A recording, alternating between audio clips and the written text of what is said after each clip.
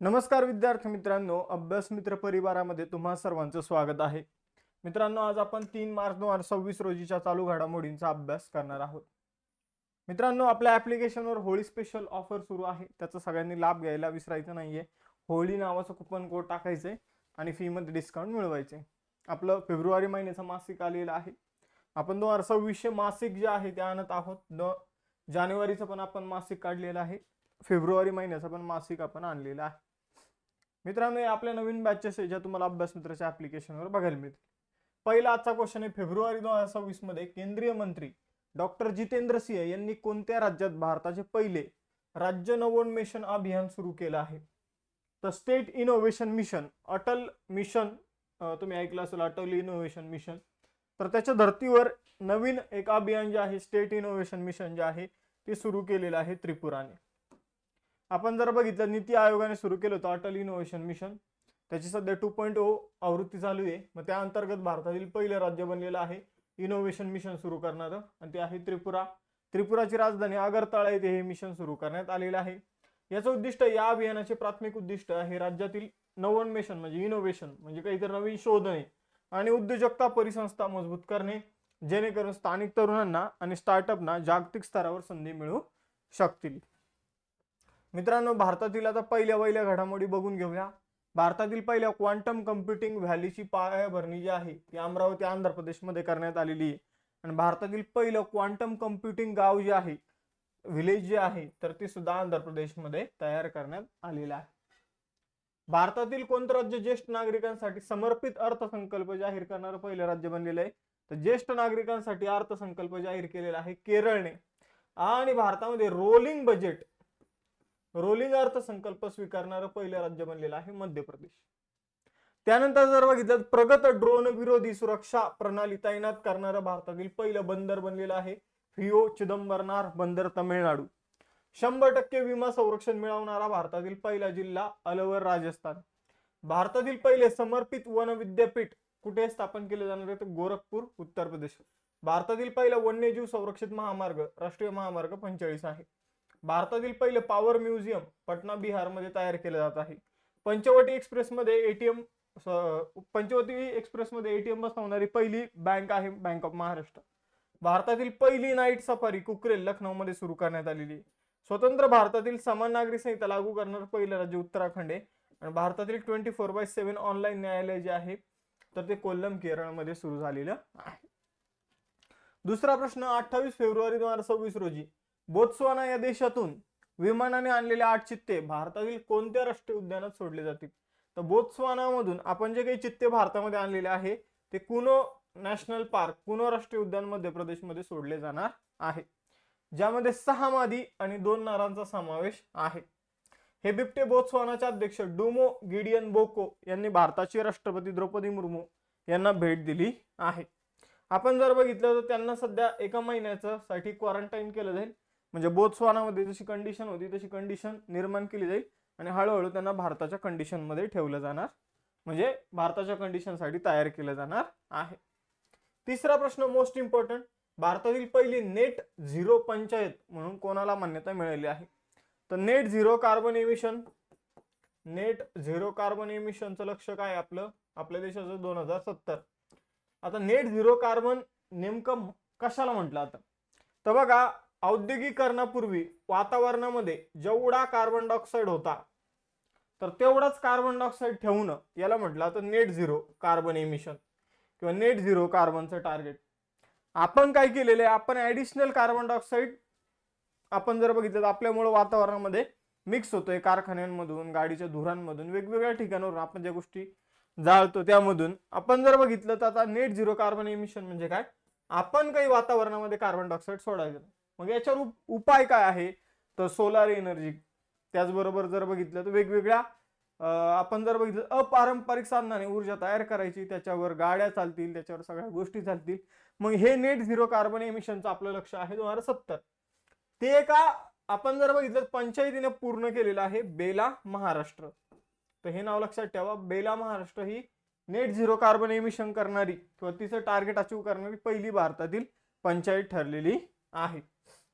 भंडारा जिल्ह्यात आहे बेला ग्रामपंचायत. तर बेला ग्रामपंचायत लक्षात ठेवा. 100% परीक्षेमध्ये प्रश्न विचारला जाईल. बाकी नेट झिरो कार्बन एमिशन का असतं मी तुम्हाला सांगितलेलं आहे. चौथा प्रश्न आहे, सिक्कीम मधील पाकयॉंग विमानतळाचे नाव कोणत्या स्वातंत्र्य सैनिकाच्या नावावर ठेवले जाणार आहे? तर पाकयॉंग विमानतळाचं नाव जे आहे ते त्रिलोचन पोखरेल यांच्या नावावर ठेवलं जाणार आहे. त्रिलोचन पोखरेल जे आहे ते एक स्वातंत्र्य सैनिक होते ज्यांना गांधी पोखरेल म्हणून सुद्धा ओळखलं जातं.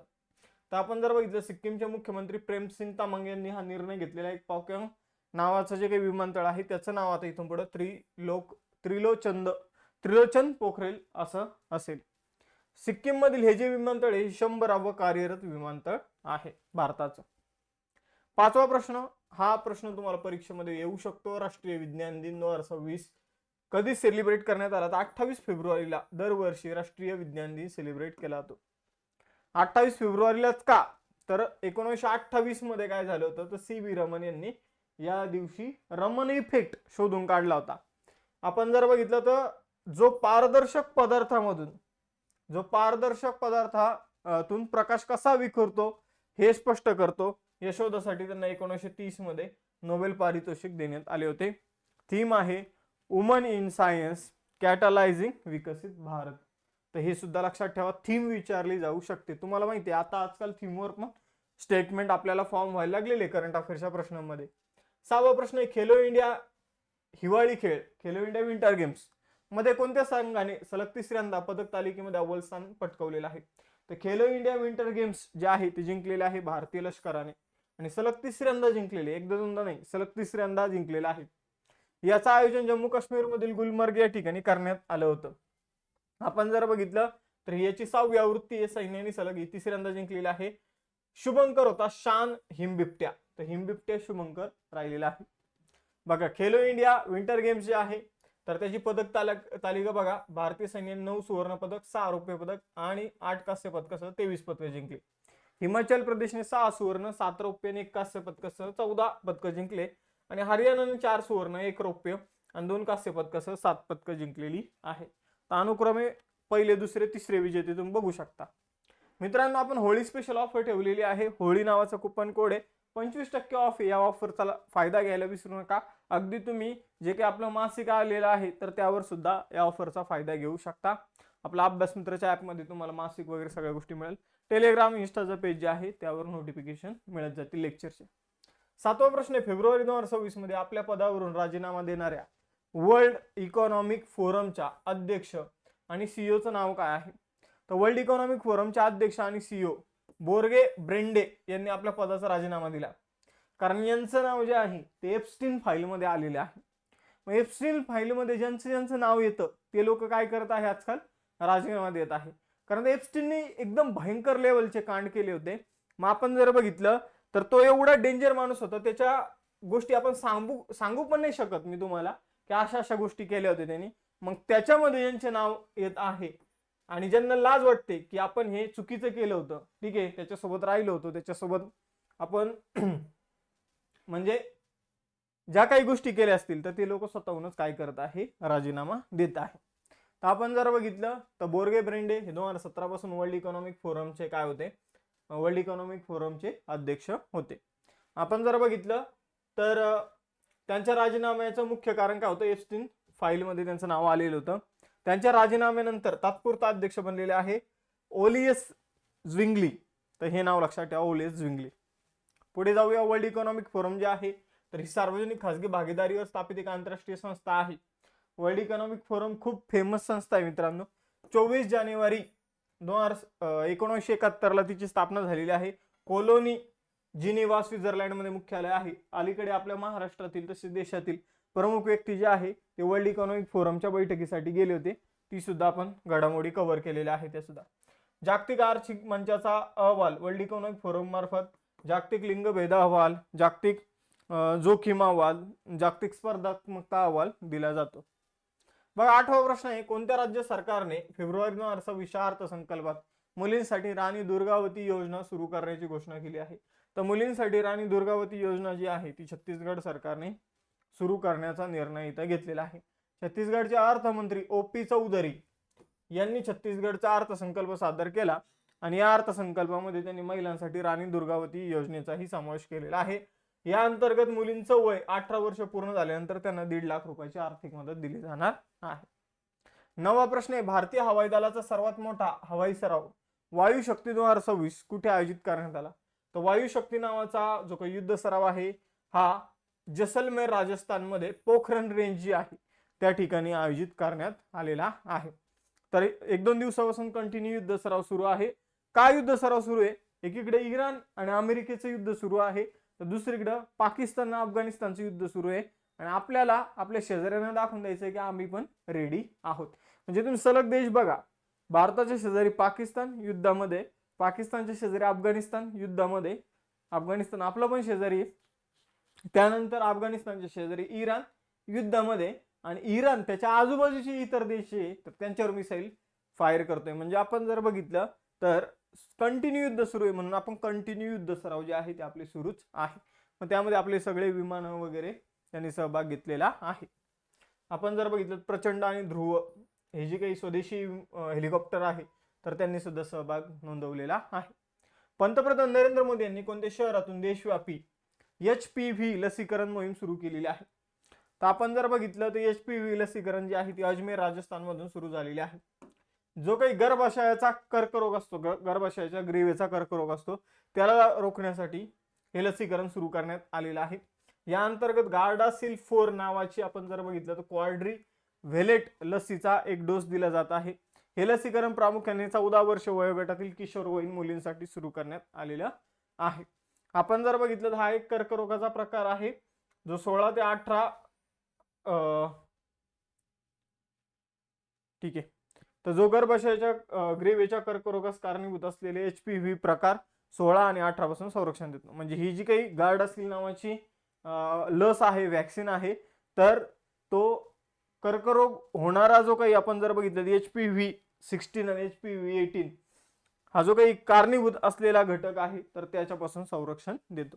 तर 14 वर्ष वयोगट सुद्धा लक्षात ठेवायचं आहे लसीकरणाचं. 11वा प्रश्न आहे, कोणत्या हवाई दलाच्या तळावर राष्ट्रपती द्रौपदी मुर्मू यांनी स्वदेशी बनावटीच्या हलक्या लढाऊ हेलिकॉप्टर HAL प्रचंड मध्ये सहवैमानिक म्हणून उड्डाण केलं आणि उड्डाण करणारे ते देशातील पहिल्या राष्ट्रपती बनलेले आहे. तर स्वदेशी हेलिकॉप्टर मधून उड्डाण करणाऱ्या पहिल्या राष्ट्रपती बनलेले द्रौपदी मुर्मूजी आणि त्यांनी हे उड्डाण जे आहे ते जोधपूर हवाई दल तळ इथून केलेलं आहे. तर सध्या युद्ध सराव राजस्थानमध्ये चालू आहे, पोखरण मध्ये चालू आहे, जोधपूर मधून हे उड्डाण करण्यात आलेलं आहे.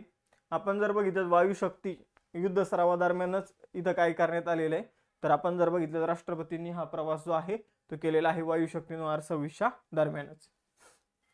पुढे जाऊया. मणिपूर हिंसाचाराची चौकशी करणाऱ्या न्यायिक आयोगाचे नवे अध्यक्ष म्हणून केंद्र सरकारने कुणाची नियुक्ती केली? तर मणिपूर हिंसाचार प्रकरणाची चौकशी करणारा जो काही 3 सदस्यीय आयोग आहे त्याचे अध्यक्ष बनलेले बलबीर सिंग चौहान. त्याचे अध्यक्ष ऑलरेडी गुवाहाटी उच्च न्यायालयाचे माजी न्यायमूर्ती अजय लांबा होते, त्यांनी राजीनामा दिला, आता त्यांची जागा बलबीर सिंग चौहान यांनी घेतलेली आहे. 4 जून 2023 रोजी भारत सरकारने मणिपूर राज्यातील हिंसाचाराच्या अलीकडील घटनांची चौकशी करण्यासाठी एक आयोग चौकशी आयोग कायदा 1952 अंतर्गत 3 सदस्यीय आयोग जो आहे तो स्थापन केला होता. आजचं सेशन खूप महत्त्वाचं होतं बघा, खूप महत्त्वाच्या घडामोडी आपण इथं बघितलेल्या आहे. मणिपूरची राजधानी इम्फाळ, राज्याचा स्थापना दिवस 21 जानेवारी 1972, राज्यपाल आहे अजय कुमार भल्ला. बघा 3 टेस्ट क्वेश्चन आहे. भारतातील पहिली नेट झिरो ग्रामपंचायत कोणती बनलेली हे तुम्हाला सांगायचंय. मणिपूर हिंसाचार चौकशी करणारे न्यायिक आयोगाचे पहिले अध्यक्ष कोणते होते ना आताचे अध्यक्ष कोणते हे सांगायचे. आणि आपण जर बघितलं तर जितेंद्र सिंह यांनी कोणत्या राज्यात भारतातील पहिलं स्टेट इनोव्हेशन मिशनचं उद्घाटन कोणत्या राज्यात केलेलं आहे हे तुम्हाला सांगायचं आहे. आय होप लेक्चर आवडलं असेल. लेक्चर आवडलं असेल लेक्चर लाईक, चॅनलला सबस्क्राईब करायला विसरू नका. थांबूया आपण इथं, भेटूया नेक्स्ट सेशन मध्ये. चलो बाय बाय, जय हिंद.